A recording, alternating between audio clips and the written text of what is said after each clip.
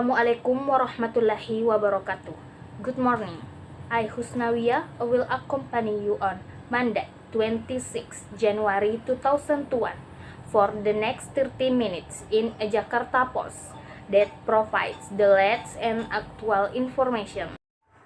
Rescuers among concerns of West Java landslides, heavy rainfall and unstable soil caused a series of lands in Sumedang, West Java on Saturday, claiming the lives of at least 19 people and injuring 18 others. Among the deceased were search and rescue and local administration officials who had been working to evacuate survivors of the disaster. The first landslides occurred at around 4 p.m. when a 20-meter cliff in Cihanjuran Village, Cimanggun district, Sumedang Regency collapsed and buried 14 houses. Around 12 people were inside the house. Sumedang Disaster Mitigation Agency (BPBD) head Ayi Rusmana said on Saturday, as quoted by KompasTV.com. When a search and rescue team was evacuated, the victims from the buried house, another landslide happened at 6:30 p.m. at the same location. According to National Disaster Mitigation Agency (BNPB), records from Sunday morning at least 11 rescuers and bystanders were buried in the second landslide. BNP spokesperson Raditya Jati said the rescue personnel had managed to rescue 8 bodies from the first incident and 11 others from the second on as of Sunday at 8:22 a.m. Among those who died were Cimanggun District Military Commander Captain Insinyur Setio Pribadi and Sumedang BPBD Emergency and Logistics Department head Yedi. 3 people were heavily injured and 15 others sustained minor injuries, Raditya said in a statement.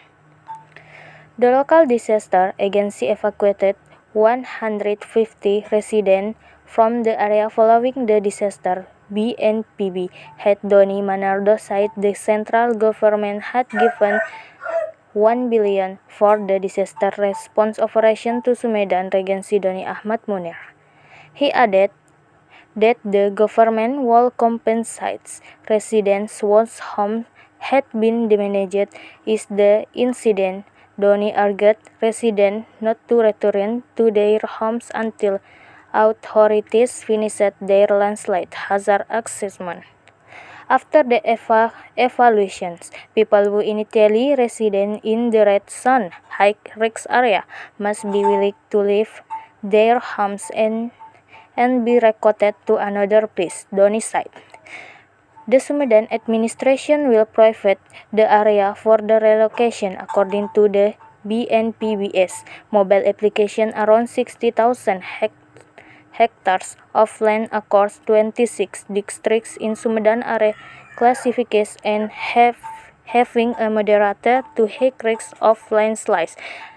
The National Disaster Agency urged Sumedang residents and the general public to remain alert of possible hydrometeorological disasters such as flooding, landslides, and tornadoes in the coming days.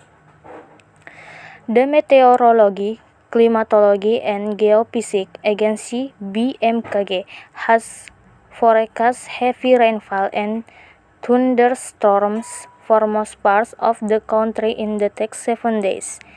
It states that most of Indonesia will see the peak of the rainy season in January and February. BMKG Methodology Deputy Guswanto said the large parts of Sumatra, Java, Kalimantan, Bali, Sulawesi, and Papua will face extreme weather conditions in the coming days.